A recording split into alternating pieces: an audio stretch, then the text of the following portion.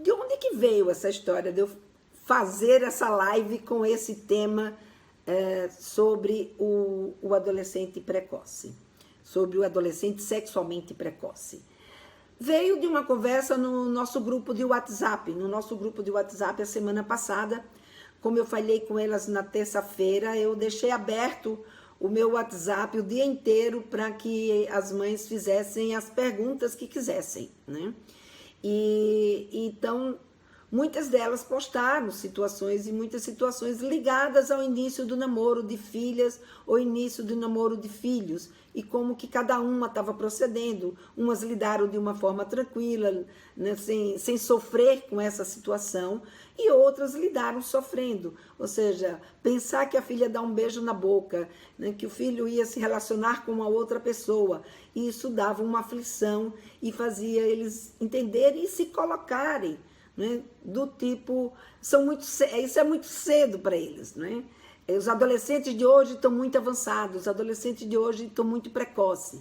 Não só nesse grupo, esse é um comentário que de uma certa forma está generalizado.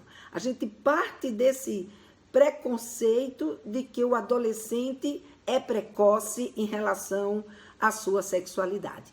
Então, diante dessa demanda, né, e dessa tomada de consciência do que estava acontecendo, então eu resolvi fazer essa live de hoje com essa temática para a gente poder entender a sexualidade na adolescência. Só tem um jeito da gente desmistificar as coisas, é a gente entendendo essas coisas, é a gente compreendendo como é que aquele processo acontece, para que a gente possa chegar a alguma conclusão, se de fato isso é um mito ou se de fato isso é uma verdade.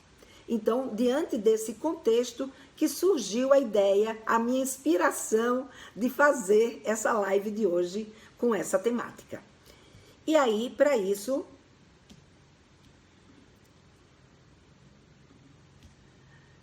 a gente então vai entender um pouco de como é que se dá essa dinâmica da sexualidade. Na live passada, a gente conversou sobre isso. Eu mostrei para vocês, na live passada, que a nossa sexualidade ela é apoiada num tripé. Esse tripé ele é composto de um aspecto físico, biológico, ele é composto de um aspecto social e ele é composto de um aspecto psicoemocional. Então, veja, esse tripé é que determina quando a gente está sexualmente pronto para viver uma vida sexual. Agora, cada um desse tripé tem características diferentes. Então, se a gente for olhar para o adolescente, como é que ele está biologicamente? Como é que está esse adolescente em termos do seu desenvolvimento físico? Ora, ele já entrou na puberdade. Então, uma menina, vamos pegar o exemplo da menina de 13 anos ou de um menino de 13 anos. Eles com 13 anos, eles já entraram na puberdade. Aliás, já estão quase que no meio da puberdade. Porque a puberdade, embora não tenha um momento certo para começar, ela hoje tem acontecido cada vez mais cedo, e além de ser cada vez mais cedo, ela tem acontecido, tanto na menina quanto no menino, ela tem acontecido por volta dos seus 10, 11, 12 anos de idade. Né? Pode ser que um adolescente só entre na puberdade por volta dos 14? Pode. Tem casos de menina e casos de meninos que aos 14 anos ainda não tem o menor sinal da puberdade. Como a gente vai encontrar sinal de puberdade em outros que têm 9 anos de idade, 8, 9 anos de idade. Aí é como é que eu diria? Isso é uma manifestação precoce da puberdade? Sim, isso é uma manifestação precoce da puberdade. Aos 8, 9 anos, ainda não deveria ser o momento que eles deveriam entrar na puberdade. Porque isso fisicamente não vai ser produtivo não vai ser benéfico para essa criança e para esse adolescente. Vai precisar de um acompanhamento, não que possa vir trazer problemas muito sérios, mas ainda não é a idade para eles entrarem na puberdade. Isso está mais do que comprovado. A idade de entrada da puberdade, o ideal é depois dos 10 anos de idade. Né? Então, o que vai acontecer? Tanto tem meninos e meninas que entram cedo demais, como tem os que entram tarde demais. Tanto um quanto o outro precisam de uma orientação médica, precisa ser levado no endocrinologista para fazer uma avaliação do desenvolvimento deles, para ver se de fato essa criança não se faz nada, ou se vai precisar interromper a produção hormonal, enfim, isso aí é uma história médica, né, que não é comigo, é com um endocrinologista, e ele vai fazer uma avaliação. Me cabe aqui orientar a vocês que se isso estiver acontecendo com a sua menina ou com o seu menino, que vocês levem no endócrino. Tanto porque é cedo demais, quanto porque já está passando da hora. Ou seja, 14, 15 anos já era para este adolescente já ter entrado na puberdade. No caso das meninas, ela já ter menstruado, e no caso dos meninos, eles já terem ejaculado. Claro que a puberdade não é só essa questão de menstruação e ejaculação, de ovulação e ejaculação, mas isso é o marco da puberdade. É isso que, tudo que acontece na puberdade é exatamente para que a garota ovule e menstrue, porque isso significa que esta menina está pronta para a reprodução e que o menino seja capaz de ter ereção e ejacular, porque isso significa que ele já é capaz de engravidar uma garota. Então, esses sinais são os sinais que confirmam, confirmam não, que é o marco da puberdade, né? Então, e isso vai acontecer em torno dessa faixa etária, entre 11, 13 e 14 anos de idade. Então, se a gente pega, por exemplo, o exemplo desta menina que tenha 13 anos, ou de um garoto de 13 anos, ou mesmo de 12 anos, que a mãe fica achando que ele está precoce ou ela está precoce, porque quis beijar, quis namorar, quis ter algum tipo de carícia junto com uma outra pessoa, se interessou por uma outra pessoa, a gente precisa ver o seguinte: como é que está esse desenvolvimento físico desse garoto ou dessa garota? Se ele já está na puberdade, o que está acontecendo com eles? Nesse momento, a puberdade dá um banho de hormônio, né? E ao dar esse banho de hormônio, tanto no garoto quanto na garota, esses hormônios vão alterar todas as sensações desse menino e dessa menina. E veja uma coisa, mãe, e tudo isso para quê? Como eu lhe disse, para que ele ou ela sejam capazes de engravidarem. Então, se para a gente engravidar, o que foi que a natureza fez com a gente? Como é que a gente engravida? Qual foi o meio que a natureza criou para que homens e mulheres se encontrassem para poder ter um filho? Através do sexo. Então, quando este garoto ou esta garota, eles estão prontos fisicamente para se reproduzir, eles também estão prontos fisicamente para fazer sexo. Ou seja, eu não estou aqui dizendo que um garoto ou uma garota que já menstruou ou ejacula já precisa fazer sexo. Não é isso. O que eu estou dizendo é que fisicamente, menino e meninas, quando estão prontos, com a sua capacidade reprodutiva pronta, ou seja, ter entrado na puberdade e menino ejaculando e produzindo espermatozoides, e esta menina ovulando, e o sinal disso é que ela está menstruando, isso significa que eles estão fisicamente prontos. Então, se a gente olhar esse pedaço do tripé que define a sexualidade, esse tripé do biológico, o garoto na adolescência, a garota na adolescência, já está pronto para sentir as sensações sexuais. Então, se ela olhar para alguém, se alguém olhar para ela, se ele olhar para alguém, se tocar em alguém, se alguém tocar nele, se pensar, se imaginar alguma coisa, tudo isso vai provocar excitação neles e vai provocar desejo sexual neles. E, obviamente, se eles tiverem a oportunidade de levar isso adiante, consequentemente, eles vão passar por todas as fases da resposta sexual. Mas, se eles não tiverem essa oportunidade, o que vai acontecer? Esse desejo e essa excitação vai ser canalizada para outra coisa e fazendo com que eles, pelo menos momentaneamente, ou não estimule mais, para não chegar a um ponto de que eles não são mais capazes de resistir, ou que de fato deixa isso para lá, vai fazer outra coisa e deixa a sexualidade ali um pouquinho sublimada, né? Para poder aguentar ter outras condições para viver uma vida sexual que ele de fato ou ela de fato dê conta de ter, não só pelos aspectos físicos, mas também pela outra ponta do tripé. Qual é? Que é o contexto social. Então a gente tem, como eu falei para vocês, um aspecto que é biológico, mas a gente também tem um aspecto que é o aspecto social. E esse aspecto social, ele vai definir normas, definir regras, vai dizer como é que a gente quer que o nosso filho ou a nossa filha viva a sua vida sexual. E se a gente quer que eles vivam a sua vida sexual. Então, o que vai acontecer? Nesse momento, deixa eu passar para cá. Nesse momento, esse adolescente, ele está convivendo com várias pessoas. É um momento onde o adolescente, na adolescência, ele é um momento em que ele convive com muitos grupos e que o grupo é um fator extremamente importante na vida dele. Se esse adolescente pertence a um grupo, esse grupo é importante para ele, ele se sente valorizado nesse grupo, portanto, a autoestima dele melhora. Ele se sente atraído por pessoas que fazem parte do seu grupo, portanto, existe a possibilidade de contato e de interesse no outro.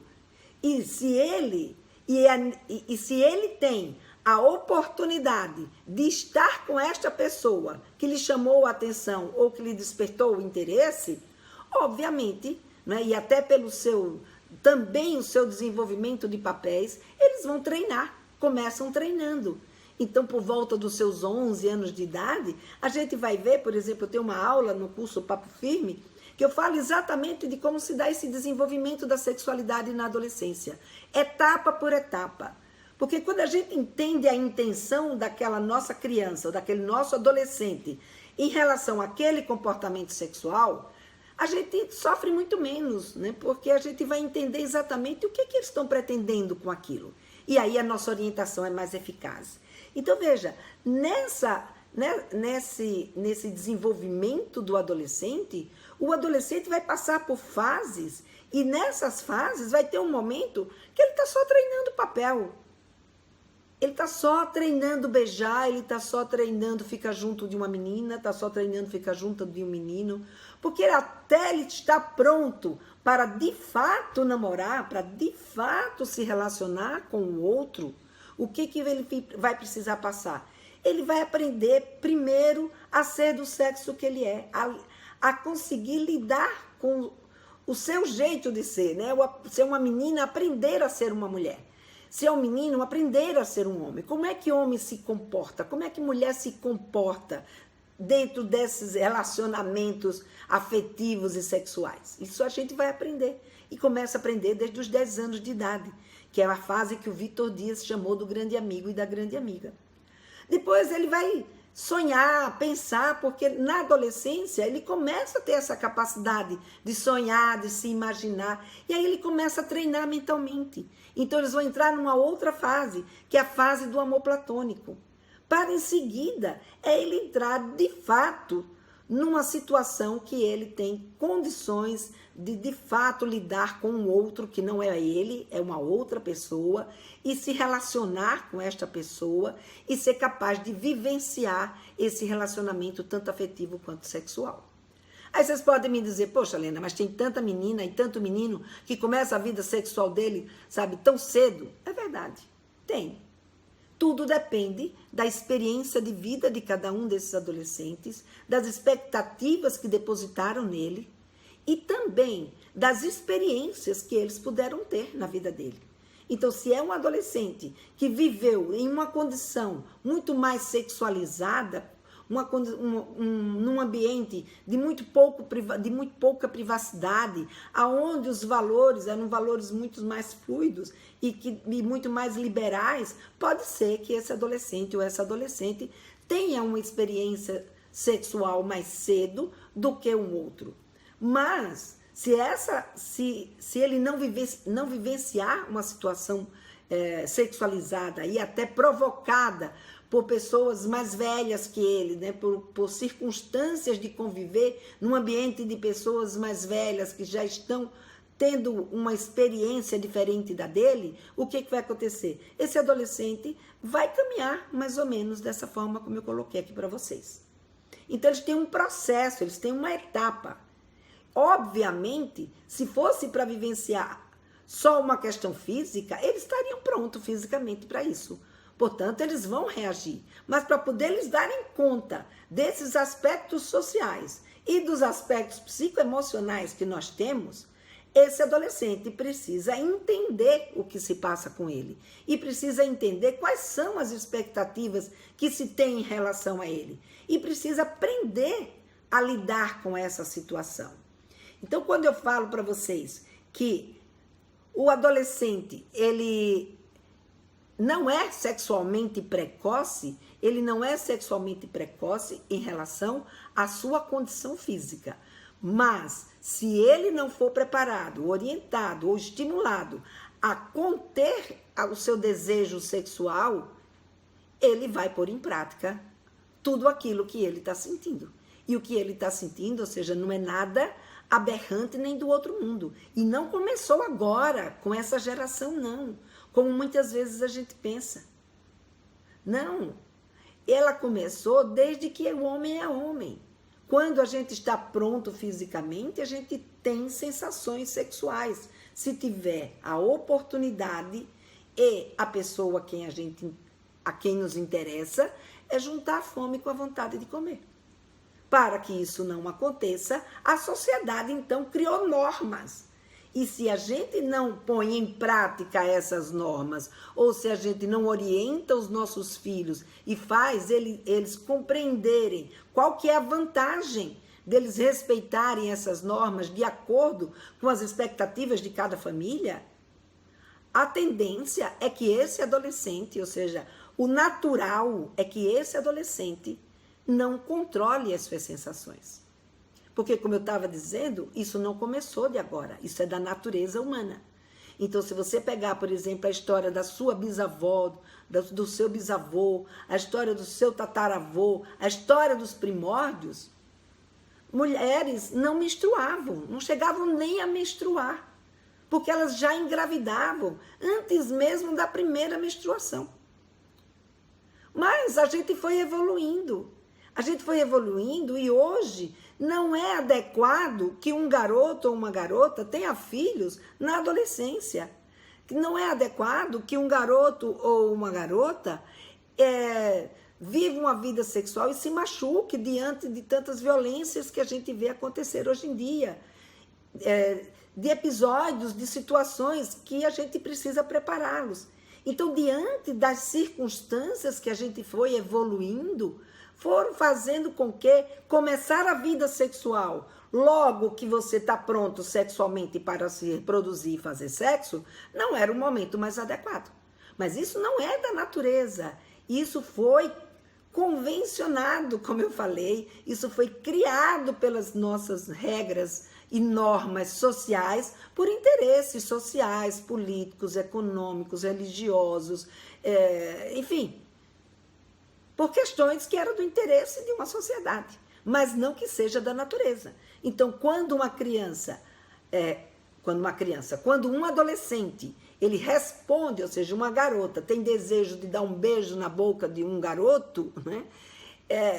E se ela tiver a oportunidade, ela vai fazer isso. Por quê? Porque o instinto, que é uma das motivações maiores que a gente tem para fazer as coisas, ele vai funcionar. Segunda coisa que mais nos motiva a fazer as coisas é o quê? É o nosso instinto de sobrevivência. E a sexualidade, o sexo, ele faz parte desse instinto de sobrevivência. Embora se a gente não tiver atividade sexual, a gente não morra, mas a natureza não fez a gente resistir a isso. A natureza fez com que a gente, de fato, ao ser estimulado, desejasse o sexo. Por quê? Porque a gente precisava se reproduzir, senão a nossa espécie humana morreria. Portanto, É da natureza humana reagir aos estímulos sexuais. É da natureza o seu filho ou a sua filha, a partir do momento que eles entraram na puberdade, passar a sentir desejos, interesses e sensações diferentes daquela que eles sentiam quando eram criança. Daí porque é importante a gente entender como é que se dá o desenvolvimento da sexualidade na infância e na adolescência. Então, para você ter uma ideia do quanto isso é importante, eu tenho 2 capítulos, né, no Papo Firme, que eu trago exatamente desde zero, que é com a criança, né, de zero ano, já começa a construir para a sua sexualidade adulta. E o que é que um adolescente vive e sente, para que a gente entenda e saiba, sabe, devo ficar apavorado com o que ele está fazendo, com o que ela está fazendo, ou isso que ela está fazendo, ou ele está fazendo, é algo que é natural da idade dele, do interesse dele nesse momento. E isso, gente, quando a gente entende, fica muito mais fluida a nossa conversa com o nosso filho e com a nossa filha. E a nossa condição de vida também. Acaba com aquela coisa, que é um outro mito que uma hora dessa eu vou trazer, que é o mito da adolescência, aborrecência. Vamos acabar com essa história. Parece, sabe, que a gente precisa sofrer para viver a adolescência dos nossos filhos. E não é verdade. A adolescência dos nossos filhos não precisa ser sofrida para a mãe, não precisa ser sofrida para o pai, muito menos para o adolescente. Porque é uma idade de muita coisa boa, é uma idade de muitas descobertas. O bom é ele ter pai e mãe do lado dele que vibra com ele. Não para fazer o que ele quiser e bem entender, mas para poder orientá-lo, para poder mostrar para ele as consequências de certos atos que muitas vezes eles ainda não são capazes de enxergar. Então, esse é um ponto que a gente precisa estar atento. Porque quando eu trago, e a gente traz mesmo, né? É raro, né, alguém não ter tido uma educação que não falasse mal da vida sexual, que não falasse que o sexo era ruim, não falasse que o desenvolvimento da sexualidade era uma coisa que não era positiva.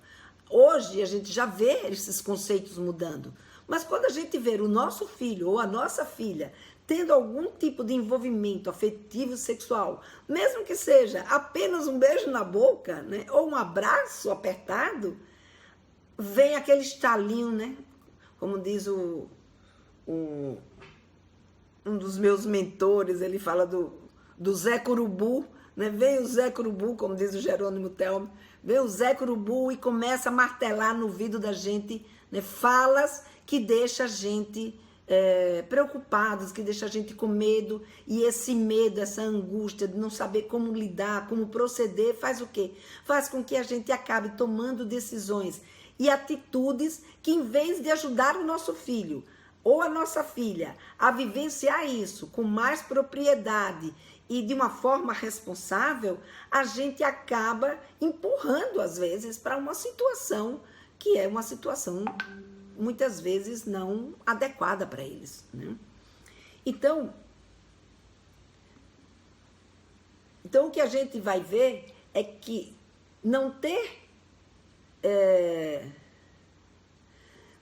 contato sexual, não ter atividade sexual, não ter interesse sexual na adolescência, não é da natureza do adolescente.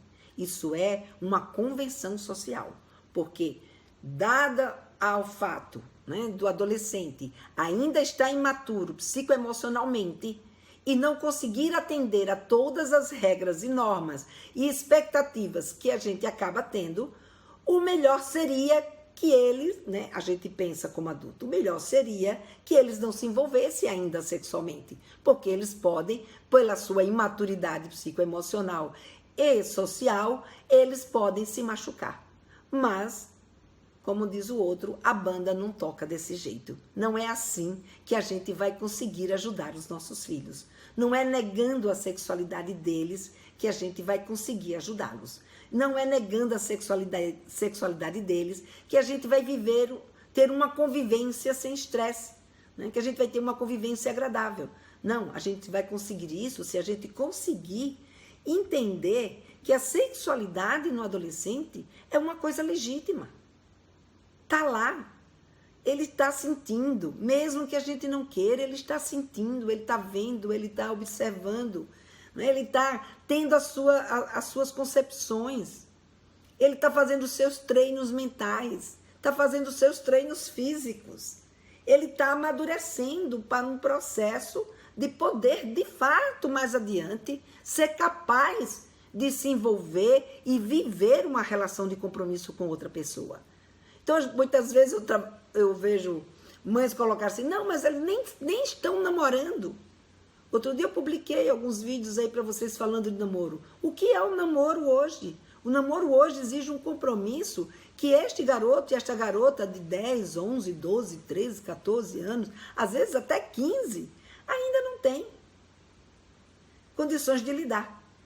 Então, existe um processo. O que a gente precisa é entender como é que está este processo nessa geração dos meus filhos. Porque o processo na geração dos nossos filhos não é o mesmo processo que foi na geração de vocês, como não foi o mesmo processo na minha geração de adolescente. Portanto, se a gente não buscar entender, a gente dá com os burros na água. A gente não consegue ajudar. E em vez de a gente conseguir que os nossos filhos façam aquilo que a gente gostaria que eles fizessem, ou então que eles adquiram uma experiência positiva na vida dele, a gente acaba se afastando deles. Eu lembro muito bem de uma mãe que ela me procurou com a sua filha, e a sua filha tinha aí por volta dos seus 13, acho que era 13 anos, e eles foram para um evento. E nesse evento ela deu um beijo na boca do namorado na hora que estavam indo embora. Ela estava ficando com um garoto e na hora de ir embora, todo mundo chamando para ir, e lá vem ela de mão dada, toda feliz da vida com o menino, e na frente do pai, na frente da mãe, na frente da avó, do irmão, enfim, de todo mundo que estava ali. Ela deu aquele maior beijão na boca e se despediu do menino e veio embora. E o marido dela ficou assim, nossa, é assim mesmo, né? E ela ficou, caramba, e agora? Não sei mais se é assim mesmo, né? E ela veio então conversar comigo. E aí a gente começou a conversar. E eu estou dizendo exatamente isso para ela. Não é para ser assim mesmo. Se não é assim que você quer que a sua filha se comporte socialmente. Se você não quer que ela se comporte desse jeito, você precisa, então, orientá-la. Ou seja, fazer o que eu chamei de adequação social da sexualidade. Ela precisa entender. Do mesmo jeito que a gente ensina como é que usa os talheres, como é que usa as taças, como é que se senta à mesa, como é que se senta numa entrevista de emprego, como é que se porta na escola. Ai, desculpa. Como é que se porta na escola, a gente também tem que ensinar como é que se comporta sexualmente, de acordo com os valores de vocês, de acordo com as expectativas de vocês. Ah, mas eu falo, mas ela não está nem aí para aquilo que eu estou dizendo, ele não está nem aí para aquilo que eu estou dizendo. Então, a forma como você está falando, como você está querendo passar os seus valores, não está sendo adequada. Ou seja, não está sendo uma forma que está fazendo a sua filha ou seu filho entender as suas razões. Porque ele pode até discordar de você, mas ouvir, ele é possível de ouvir, sim. E mais, é possível de vocês estabelecerem negociações, de vocês estabelecerem um acordo. Então, isso é algo que é totalmente possível, tá? Desculpa, gente. Portanto, o que a gente precisa é pensar que essa forma do adolescente se comportar em relação à sua sexualidade, isso é uma coisa legítima. Eu posso não gostar ou não querer, mas é legítimo dele. E se a gente não entende isso como legítimo, o que vai acabar acontecendo? Ele vai passar a mentir. Então não são os amigos que ensinam. Ai, a garganta ficou seca e o olho chorou. Não são os amigos que ensinam nossos filhos a mentir, não. Mentir é uma condição como é que eu diria? é uma condição de proteção. Eles fazem isso para se proteger. A gente mente porque a gente tem medo. E se a gente tem medo de contar a verdade, acaba mentindo.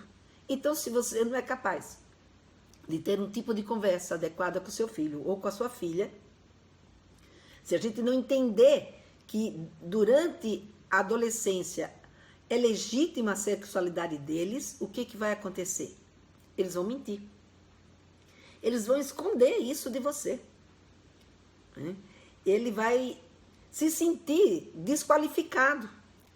Então, não se sentir ele mesmo. Quando estiver perto de você, ele vai ser uma outra pessoa, porque o ser ele do jeito que ele é, a gente muitas vezes... Nossa, meu olho não para de chorar. A gente muitas vezes acaba desqualificando, porque a gente fala, isso não é nada, deixa disso, não sente isso não, que bobagem. Tudo é bobagem, mas não é bobagem. Para ele, não é bobagem, né? Para ele é um problema que está acontecendo. Para ele é um problema que está acontecendo, ou é uma situação que ele está vivendo, muito importante, interessante, e que a gente não deve desqualificar. O que é outra coisa que pode acontecer com ele? Buscar ajuda com outra pessoa. Além disso, seguir a cabeça de outras pessoas. E o resultado é o quê? Se afastar da gente. E a gente se afastar deles. Né?